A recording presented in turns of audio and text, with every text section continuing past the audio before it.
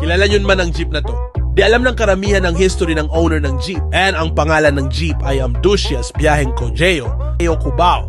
Okay, simulan natin. Ang Amdusias ay pagmamayari ng isang member ng Yamamas. Kilala nyo man ang Yamamas music artist. Sila lang man ay si Pitaops at si Intertwine.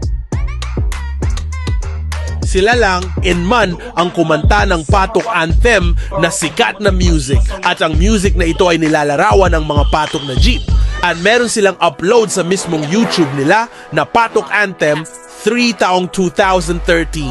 Bago ang Patok Anthem 3 sa mismong YouTube nila, meron itong mga nauna na Patok Anthem 1 and 2 sa ibang YouTube channel man at kay Pitaops yun.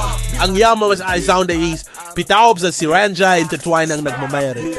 Kilala nyo na kung sino si Ryan J. Intertwine, siya lang naman ang nagvideo at kumuha ng clip sa General noon at uploaded ito sa Sound taong 2008. Lahat ng upload about sa Jeep sa channel ng Y-Sound ay si Ryan J. Intertwine ang may kuha at sa madaling salita siya mismo ang nag-video.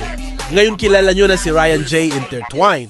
Ngayon alam nyo na bakit ganun ka-hype sa SOCMED ang Amdusias dahil kilala ang may-ari nito at ang kasama nito na si Pitaops bilang isang gumawa ng kantang Patok Anthem. Bukod sa paggawa ng music, di alam ng karamihan, isa rin sila sa kauna-unahang mamimitik noon sa mga patok jeepney.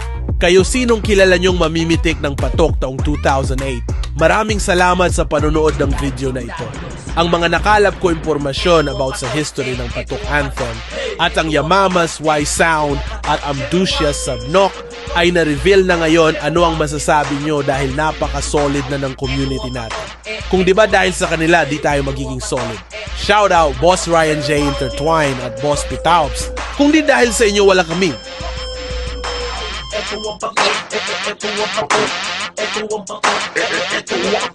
Tumiyaw na buhay, ganun palos sa kubaw sa loob lahat na